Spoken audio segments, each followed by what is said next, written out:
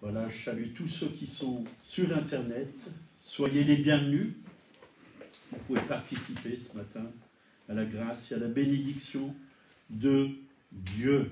Seigneur, merci parce que ta parole est vivante, elle est agissante, elle nous communique ta pensée, ta révélation. Nous avons besoin de ta parole. Elle tranche aussi ce qui est de toi et ce qui n'est pas de toi, Seigneur, dans nos cœurs, dans nos pensées.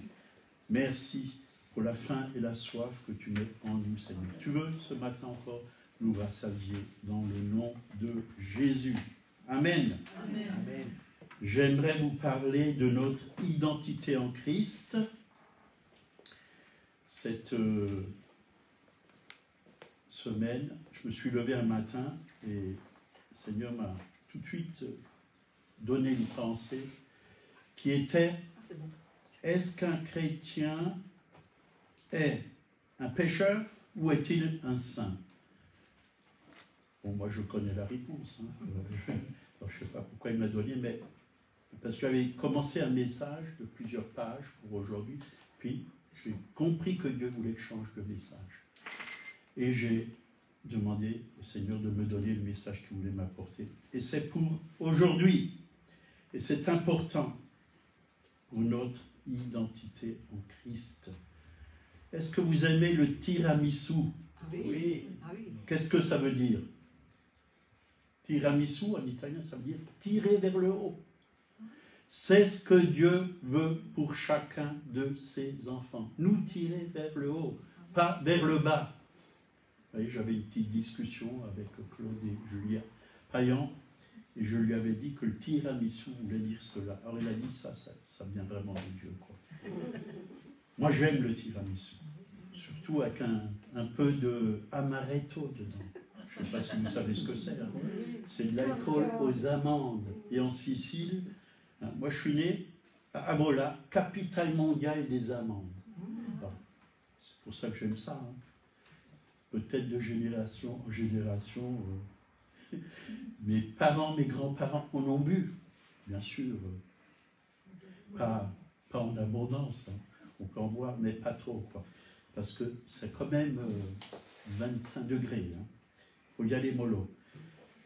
Donc on va prendre la parole de Dieu et on va voir ce que la parole de Dieu nous dit. 1 Pierre, chapitre 1, versets 15 et 16. Mais puisque celui qui vous a appelé est saint, vous aussi soyez saints dans toute votre conduite, selon qu'il est écrit, vous serez saints car je suis saint.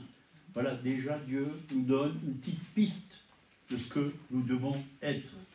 Saints. Dieu est saint, soyez saints car je suis saint. Voilà, Dieu nous appelle à vivre dans la sainteté.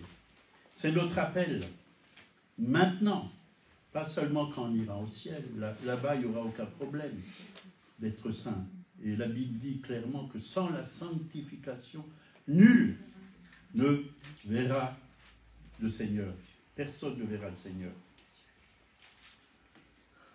C'est Hébreux 12, verset 14. Pour ceux qui prennent des notes, recherchez la paix avec tous et la sanctification, sans laquelle personne ne verra le Seigneur.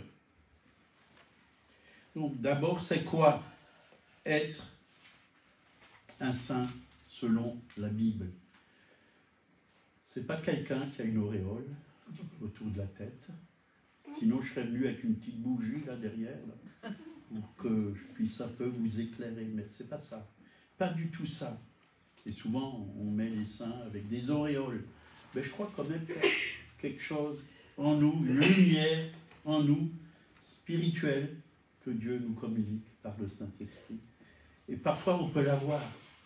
Hein, Jésus, sur la montagne de la transfiguration, il a été vraiment glorifié. Il y avait vraiment la gloire. Il était rayonnant de gloire. Et parfois, il peut y arriver que pendant une réunion, quelqu'un peut être rempli de la gloire de Dieu. Et il rayonne.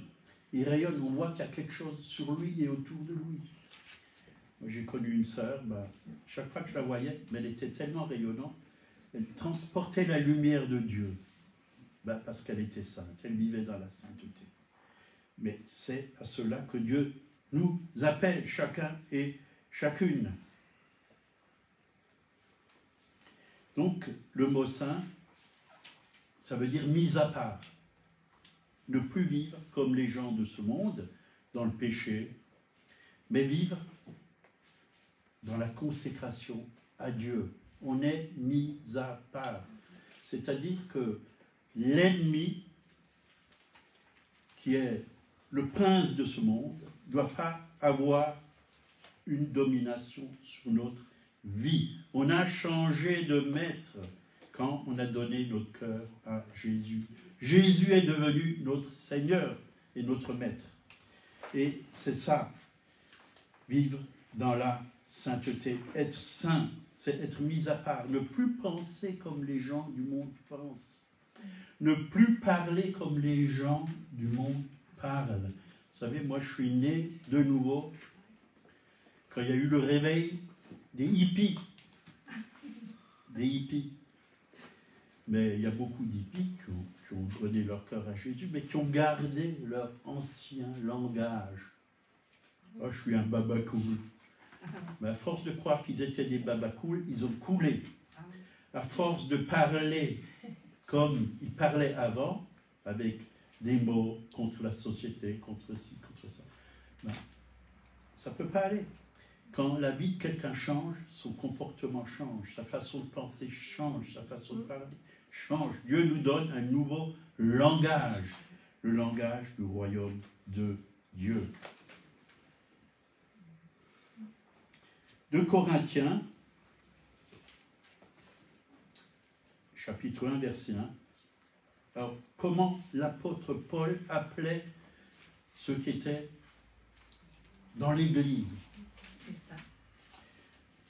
Paul, apôtre de Jésus-Christ, par la volonté de Dieu, et le frère Timothée, à l'Église de Dieu qui est à Corinthe, et à tous les saints. Vous voyez, quand il écrivait à tous les saints, il voyait en eux des fils et des filles de Dieu, de nouvelles créations, des hommes et des femmes que Dieu avait mis à part.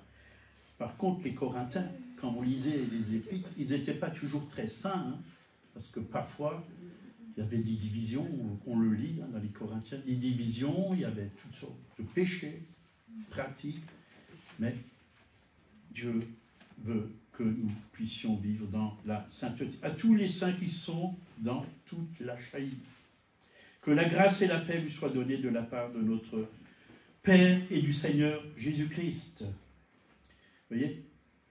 Mais malgré ça, Paul les appelait des saints, malgré les imperfections. Alors, si Paul les appelait, Dieu vous appelle aussi, parce qu'il avait le même esprit que Dieu pour écrire cette épître.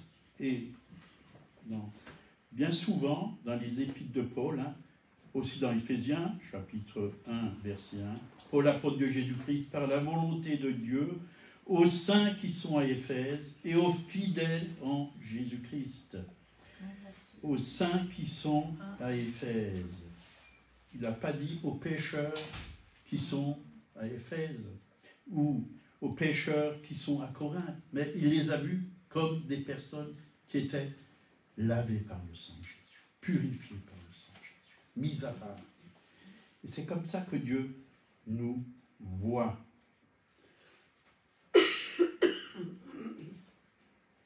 Acte 26, versets 9 et 10, quand il parle au roi Agrippa, il dit « Pour moi, j'avais cru devoir agir vigoureusement contre le nom de Jésus de Nazareth. C'est ce que j'ai fait à Jérusalem. J'ai jeté en prison plusieurs saints. » Paul, pourtant, c'était un homme de religion juive. Mais, voilà, il avait besoin d'une rencontre avec Jésus-Christ, parce qu'il croyait que ceux qui avaient accepté Jésus, c'était une secte. Et il les persécutait. Il persécutait les saints. Il en a mis plusieurs en prison. Mais gloire à Dieu, il s'est converti et il a vu tout son péché. Il a vu qu'il était à côté de la plaque, que sous la loi, il ne pouvait pas faire le bien qu'il voulait, mais qu'il avait besoin de la grâce. Hein? Parce que le mot grâce, il y a deux significations dans le mot grâce. La première, c'est faveur imméritée. C'est vrai, mais si on s'arrête là, on n'a pas reçu la révélation de la grâce. Le deuxième mot, c'est capacité de Dieu. Dieu nous donne la faveur, mais il nous donne aussi la capacité de faire ce qu'il nous demande, d'aimer nos ennemis, par exemple, de faire du bien autour de nous, de mettre ces commandements en pratique. C'est ça le mot grâce. Quand moi j'ai compris que le mot grâce voulait aussi dire capacité de Dieu, tout a changé dans ma façon de voir les choses. J'ai commencé à prendre des victoires dans ma vie personnelle. J'ai la capacité de Dieu. Et c'est cette capacité que Dieu me donne par le Saint-Esprit. Jésus l'a dit, sans moi, vous ne pouvez rien faire. Mais nous avons reçu le Saint-Esprit, ni par puissance, ni par force, mais par l'Esprit du Seigneur. Par nos propres forces, on ne peut rien faire. Que le faible dise, on l'a chanté, je suis fort. Humainement, on est faible. Moi, personnellement, il y a beaucoup de tentations qui sont sur mon chemin. Mais je ne dis pas que j'arrive à résister à toutes les tentations. Je serais un menteur. Ce n'est pas parce que Dieu nous appelle saints qu'il nous arrive plus de péché. On fait tous encore des fautes, des péchés. On a besoin tous de repentance. Mais on peut avancer dans la vie chrétienne. Et la Bible nous parle d'aller de gloire en gloire et de victoire en victoire. Et c'est important. Notre façon de nous voir, soit ça va nous tirer vers le haut, soit ça va nous tirer vers le bas. Telles sont les pensées qui sont dans ton âme ou dans ton cœur, certaines versions. L'homme est tel, si tu te vois comme un saint, quelqu'un qui a été racheté, lavé, purifié, justifié, libéré des ténèbres, ben, tu vas pouvoir bien plus vite avancer. Mais si tu te vois comme un pauvre pécheur, et j'étais un pauvre pécheur, mais avant ma conversion, j'étais racheté, donc je ne suis plus ce que j'étais avant ma conversion. Je suis une nouvelle création en Jésus-Christ. Dieu m'a libéré du péché. Dieu m'a purifié. Ça ne veut pas dire que je ne pêche plus. Je serais bien un menteur de le dire.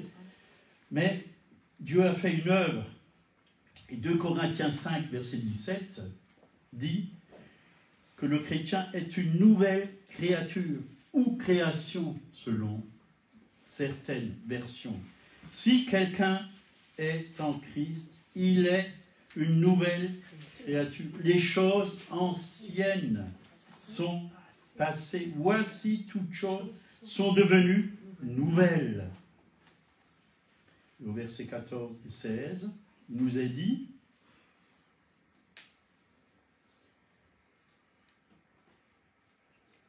que tous les croyants sont morts en Christ et ne vivent plus pour eux-mêmes. Notre vie n'est plus de ce monde, elle est spirituelle. Notre vieille nature pécheresse, Dieu l'a prise à la croix, elle a été crucifiée. Paul a dit, j'ai été crucifié avec Christ. Si je vis dans ma chair, je vis dans la foi au Fils de Dieu.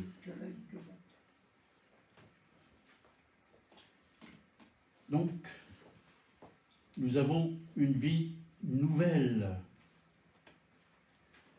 Romains 6, 4 nous a dit, nous avons donc été ensevelis avec lui, pour ceux qui sont baptisés, ou ceux qui ont été baptisés. Donc, notre vie a été noyée dans l'eau du baptême. Notre vieille vie, elle est morte. Et c'est vrai que nous devons le proclamer. Moi, souvent, j'ai proclamé le vieux Paul que j'étais, drogué, méchant, orgueilleux, haineux envers le monde et la société. Il est mort. Il n'existe plus.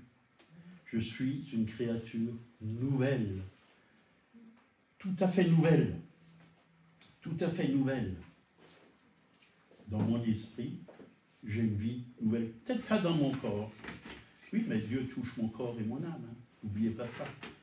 Dieu, quand il touche notre esprit, mais il touche aussi notre âme et notre corps. D'ailleurs, c'est marqué dans Thessaloniciens, hein, que tout votre être, l'esprit, l'âme et le corps soient conservés irrépréhensibles lors de l'avènement de notre Seigneur Jésus-Christ.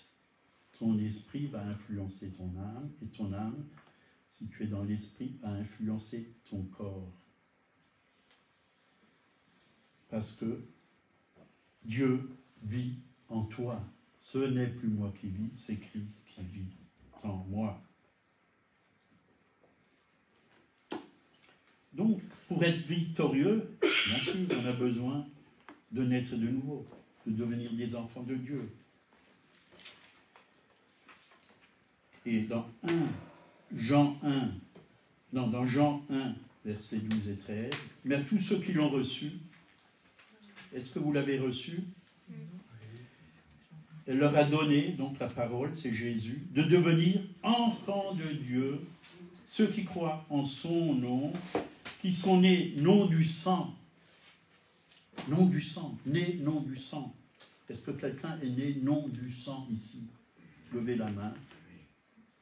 Levez la main. En tout cas, moi, oui. De mes parents, je suis né avec le sang et la chair. Mais dans l'esprit, je suis né de Dieu, non du sang. Non du sang, ni de la volonté de l'homme, mais de Dieu. Dieu m'a recréé intérieurement. Je suis un homme nouveau. Et cet homme nouveau n'est pas un pécheur. Dieu, il avait déjà créé l'homme, à son image et à sa ressemblance, mais l'homme a désobéi au commandement de Dieu. Tu ne toucheras pas à l'arbre de la connaissance du bien et du mal, car le jour où tu en mangeras, tu mourras. Donc, s'il nous recrée, c'est pour que nous puissions vivre en lui et dans la sainteté. Dans la sainteté. Donc, les choses anciennes sont passées, comme on l'a lu. C'est quoi les choses anciennes? C'est notre vieille nature, notre orgueil naturel, notre amour pour le péché, et même notre religion, si on avait une religion. Notre religion. Je ne parle pas de la bonne religion,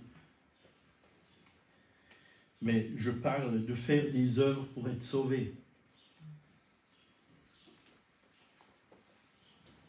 De notre propre justice.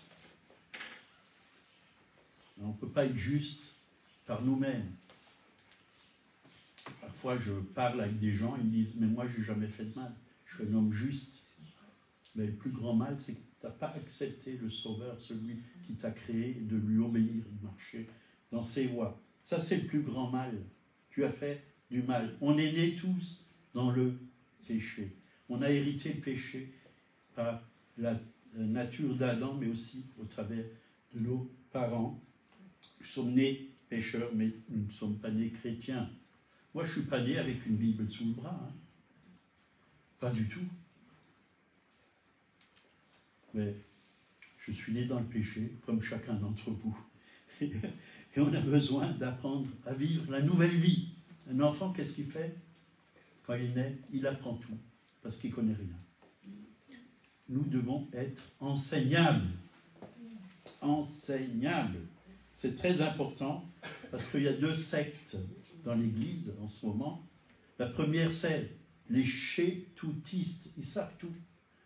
Les je sais tout. Je sais toutistes. Quand on leur parle, oui, je sais, oui, je sais, oui, je connais. Et les peupatistes, ils ne peuvent pas. Ils peuvent pas. Tu peux faire une petite prière. Tu peux faire une prière. Ah, je peux pas. Tu peux aller dans les rues, témoigner à ceux qui ne sont pas. Je peux pas. Mais Dieu veut vous délivrer de ces 2 sectes. Pour que vous puissiez. Je puis tout par celui qui me fortifie, dit la parole de Dieu. De nous, on ne peut pas. De nous-mêmes, on ne peut pas. C'est impossible. On ne peut pas. Moi, sans le Saint-Esprit, je ne peux pas les témoigner. Et j'ai chaque jour à apprendre de chacun d'entre vous, mais surtout du Seigneur. Mais le Seigneur parle au travers de son Église. Il utilise même les enfants pour nous parler. Et on a quelque chose à apprendre, même des enfants. Donc, apprenons à grandir. Et pour grandir, il faut se nourrir. Et pour grandir, il ne faut pas que se nourrir, hein, parce que si on fait que se nourrir, on va grossir. Il faut faire des efforts. Il faut travailler à l'œuvre du Seigneur par le Saint-Esprit. Il faut mettre la parole de Dieu en pratique.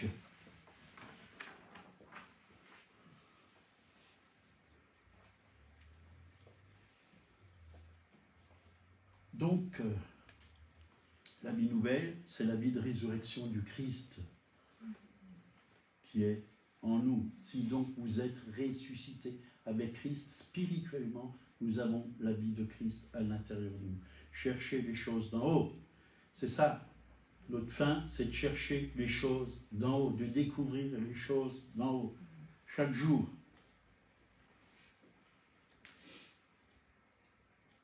Donc même Pierre, hein, il appelait le peuple de Dieu ou l'Église saint. Acte 9, 32.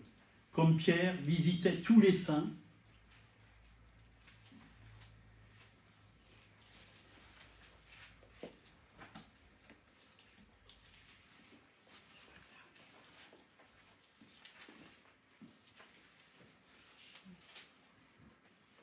quand vous visitez quelqu'un qui est en Christ, vous visitez les saints. Important d'avoir les yeux ouverts, ici, voir en eux quelqu'un qui a Jésus-Christ et qui a besoin peut-être d'encouragement, de guérison, de bénédiction, d'amour.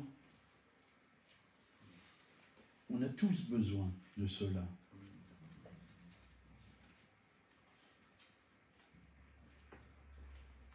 Et la Bible dit, hein, dans 1 Jean, chapitre 1, versets 8 à 10, « Si nous disons que nous n'avons pas de péché, nous nous séduisons nous-mêmes, et la vérité n'est point en nous. Si nous confessons nos péchés, il est fidèle et juste pour nous les pardonner et pour nous purifier de toute iniquité. » Voyez, on a toujours besoin de venir devant le Seigneur. Viens sonde mon cœur, Seigneur. Si quelque chose n'a pas été aujourd'hui ou ce matin, avant de venir au culte, si j'ai bousculé ma femme, si je l'ai engueulée, ça c'est des choses qui arrivent. Hein. Croyez-moi que ça arrive. Si je me suis énervé quand j'étais en train de passer les champs parce que ça n'a pas marché comme je voulais, ben, c'est dans le calme et la confiance que sera votre force. Croyez-moi, parfois on veut tout bousculer par nous-mêmes, par nos propres forces. Mais le Seigneur nous dit, moi il me le dit souvent, c'est dans le calme et la confiance que sera ta force. Et c'est vrai que parfois autour de nous, tout va de travers, tout va mal. Puis on a envie de crier sur les autres. Mais taisons-nous, fermons notre bouche. Pas gueule, bouche. Parce qu'on a appris à parler le bon langage.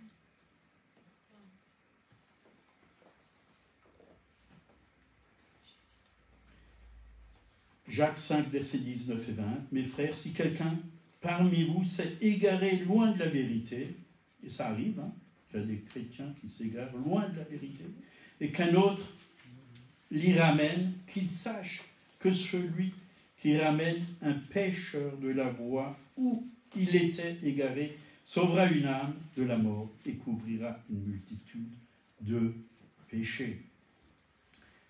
Et c'est vrai qu'il y a des gens autour de nous qu'on n'a peut-être pas vus pendant des années, qui se sont égarés.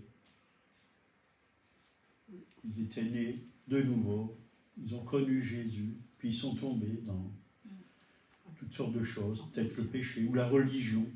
On en a connu, hein, un homme qui avait vraiment le feu.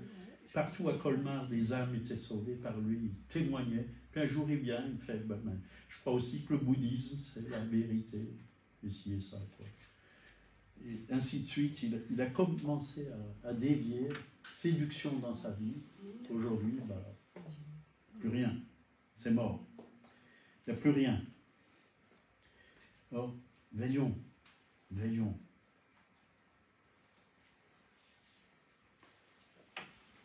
Voilà ce que nous dit la parole de Dieu.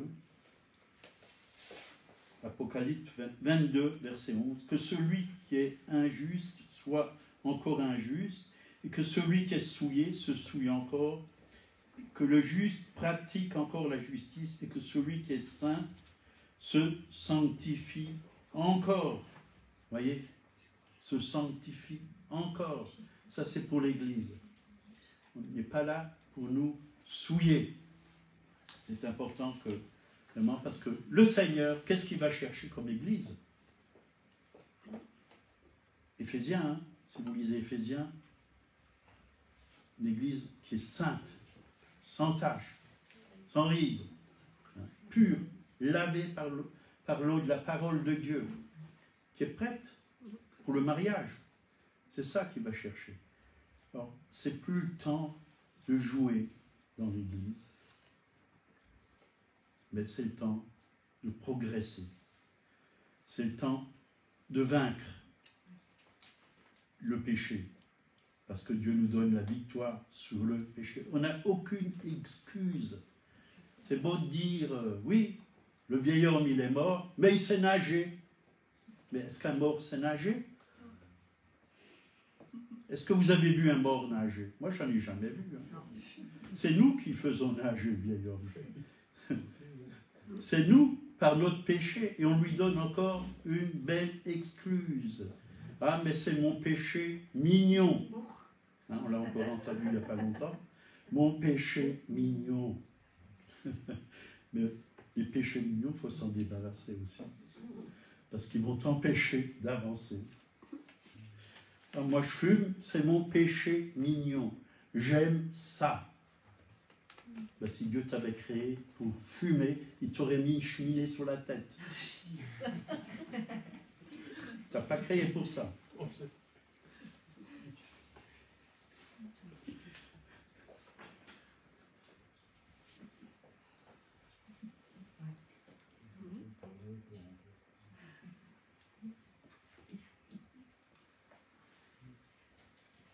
Gloire à Dieu, Jésus est mort pour nos péchés. Romains 5, 19. Car comme par la désobéissance d'un seul homme, beaucoup ont été rendus pécheurs, de même, par l'obéissance d'un seul homme, beaucoup seront rendus justes. En Jésus, nous avons été justifiés, rendus justes.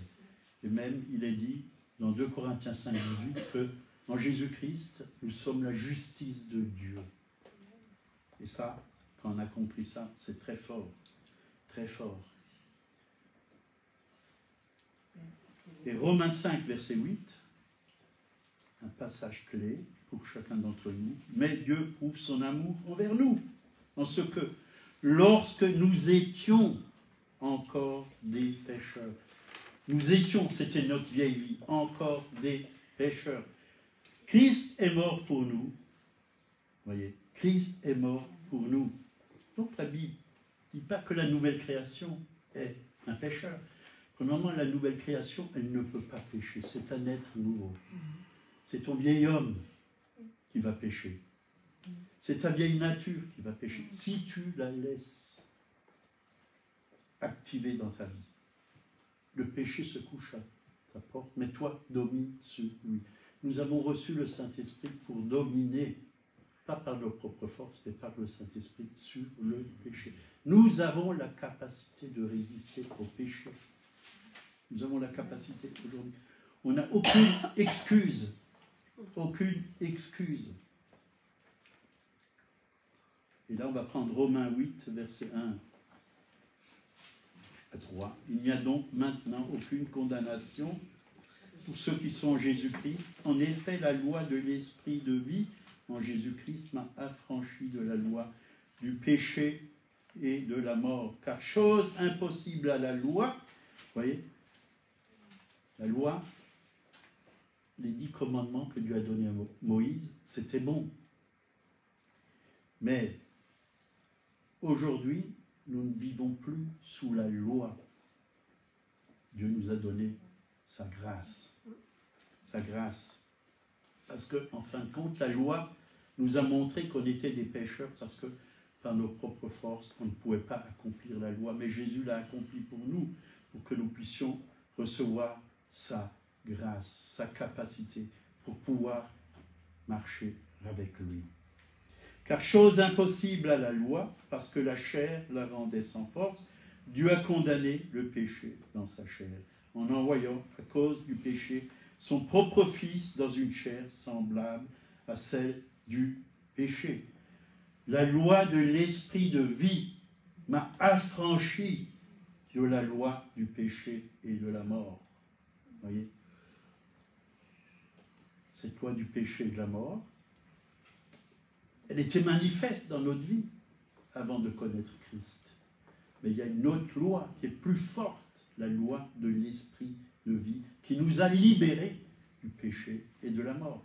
Maintenant, nous sommes libérés et nous ne vivons plus sous le règne de la mort.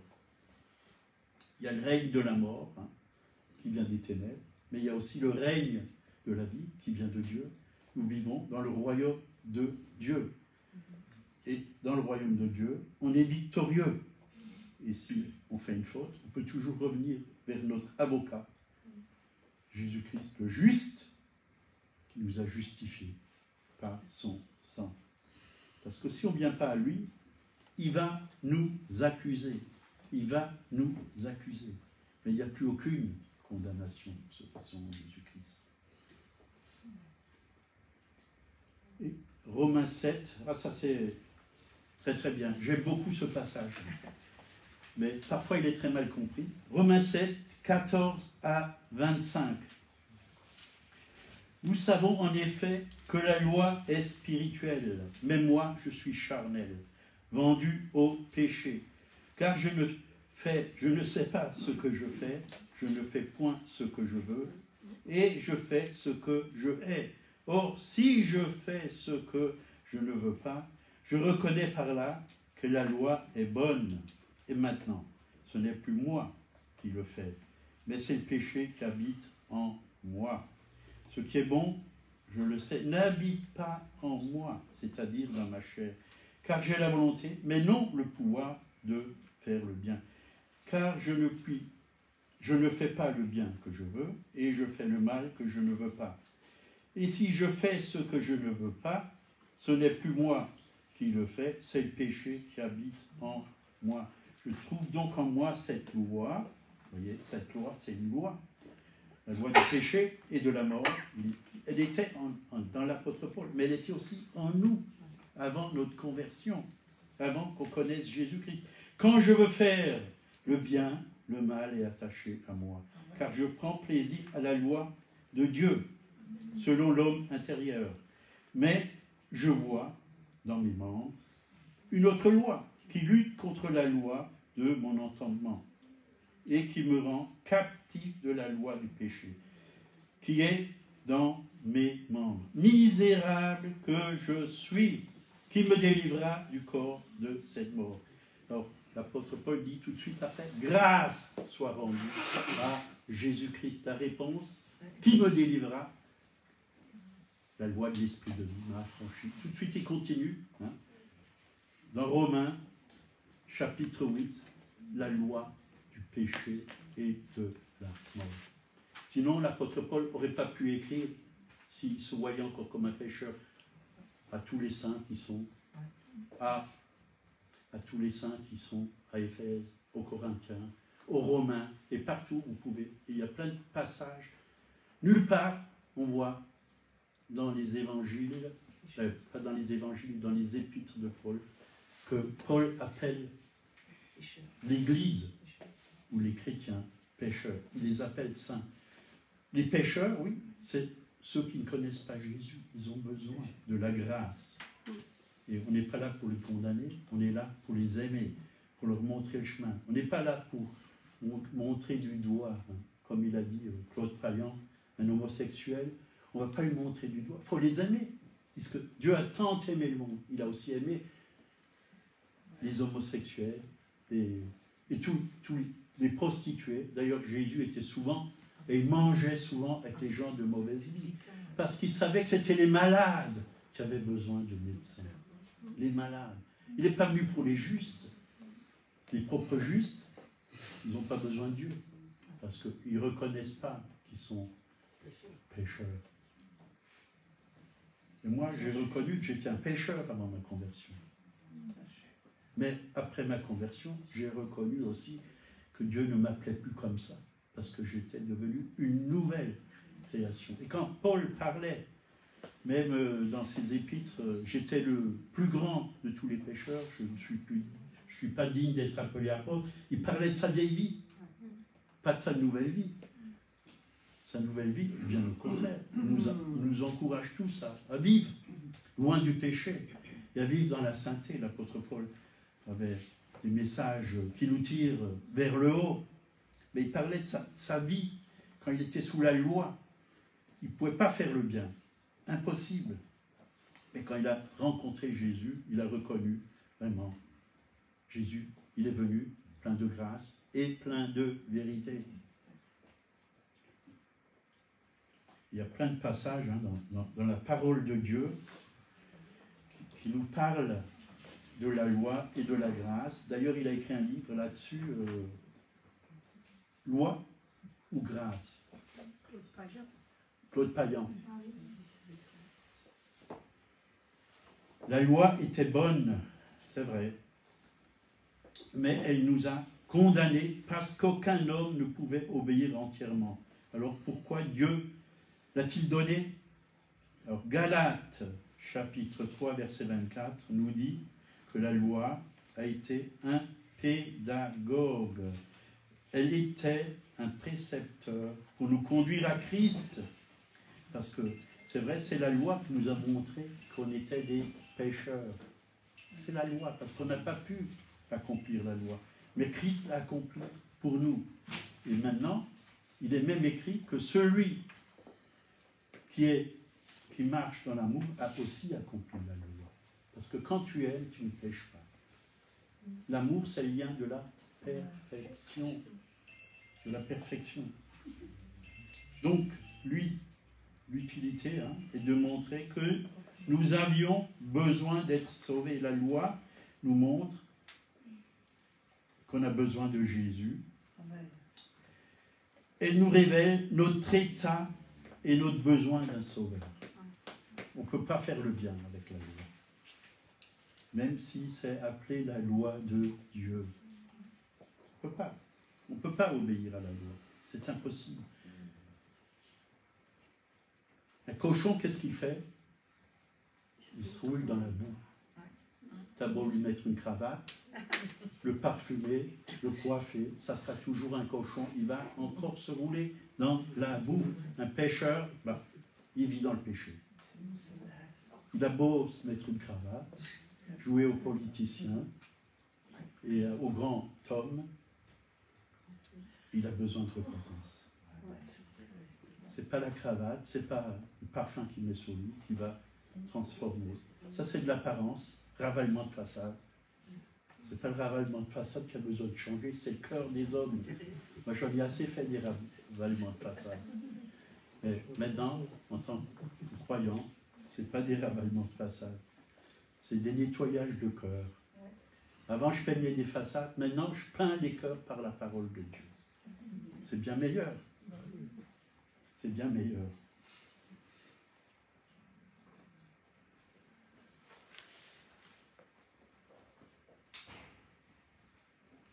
On va bientôt s'arrêter parce que je vois que le temps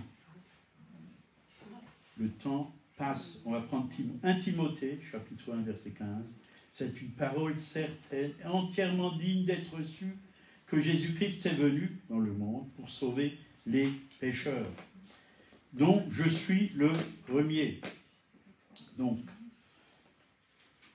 après il faut lire la suite. Mais j'ai obtenu miséricorde. Paul a obtenu miséricorde, afin que Jésus-Christ fût, voire en moi, le premier de toute sa longanimité, pour que je serve d'exemple à ceux qui croiraient en lui pour la vie éternelle. L'apôtre Paul a été totalement transformé. D'un pécheur, il est devenu saint. Il a donné toute sa vie. On l'a fouetté, on l'a maltraité, on l'a mis en prison. Et qu'est-ce qu'il a fait en prison? Il a loué Dieu. Paul et Silas en prison, ils ont loué Dieu. Ils ne se sont pas plaints. Ce n'est pas des gros mots qui sont sortis. Ce n'est pas le péché qui est sorti de sa bouche. Des mauvaises paroles. Non, il a même prié pour ceux qui lui ont fait du mal. Et même, il y avait un gardien de prison qui s'est donné au Seigneur avec toute sa famille. Ils les ont même baptisés. Sa vie a été transformée.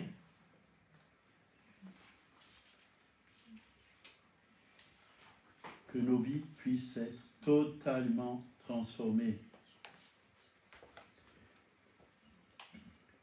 1 Corinthiens 6, versets 9 à 11, et on va s'arrêter là. Ne savez-vous pas que les injustes n'hériteront pas le royaume de Dieu? Ne vous y trompez pas, ni les débauchés, ni les idolâtres, ni les adultères, ni les dépravés, ni les homosexuels, ni les voleurs, ni les cupides, ni les ivrognes, ni les insulteurs, ni les accaparateurs n'hériteront le royaume de Dieu. Et c'est là ce que vous étiez, quelques-uns d'entre vous.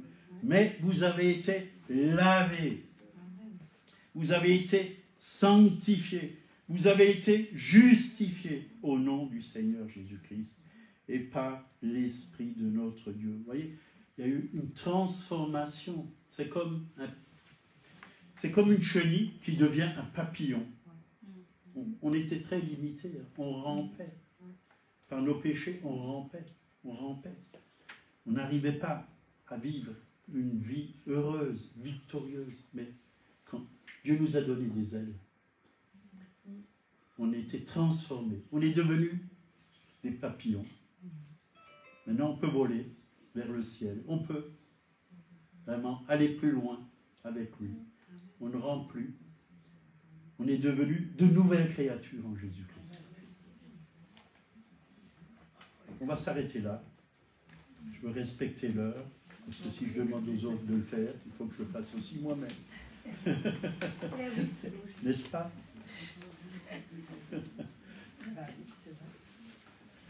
On va prier. Seigneur, merci. Ta parole est là, vérité. Et nous avons besoin de l'entendre chaque jour. Et tu veux nous conduire chaque jour plus loin, de gloire en gloire. Tu as dit que la gloire d'un deuxième maison sera plus grande que la première. Et on n'a pas encore tout vu, Seigneur, ici-bas sur la terre. Les temps qui vont venir, ça va être très fort. Parce que tu as préparé de grandes choses pour ton Église. Alors que les ténèbres s'épaississent sur la terre, ta lumière aussi va grandir et les saints vont être sanctifiés. Ils vont briller. Que ta lumière brille. Oui, dans ce monde, au travers de tes enfants, au travers de ton épouse, Seigneur. Merci, Seigneur, de nous transformer toi-même, de gloire en gloire, à ton image, à ta ressemblance. Nous voulons vraiment rayonner, Seigneur, où tu nous places, que beaucoup passent des ténèbres à ton admirable lumière, de la mort à la vie. Merci, Seigneur. Merci parce que tu as la réponse à tout, Seigneur. Oui. Chaque fois que j'ai cherché une solution, je l'ai trouvée, oui, en toi, Jésus. Elle pourrait peut-être venir même par un frère, par une sœur, par un enfant, mais j'ai trouvé la solution parce que je t'ai demandé la solution. Et c'est ce que tu veux pour chacun d'entre nous. Peut-être quelqu'un n'a pas de travail, toi seul as la capacité de lui ouvrir les portes. Peut-être quelqu'un est malade, toi tu as la capacité de le guérir parce que tu as déjà tout accompli à la croix de Golgotha, Seigneur. Merci, merci pour ton immense amour, Seigneur. C'est vrai, comme l'a dit Claude, la foi, l'espérance et l'amour. Mais la plus grande de toutes ces choses, c'est l'amour. Apprends-nous à rester dans l'amour au nom de Jésus. Amen. Amen. Amen. Que Dieu vous bénisse. Tout ce que j'ai dit, c'est parce que je vous aime. C'est pas pour autre chose, pas pour vous faire des reproches, pas pour quoi que ce soit. On a tous besoin de grandir. Moi le premier. Je ne suis pas encore arrivé.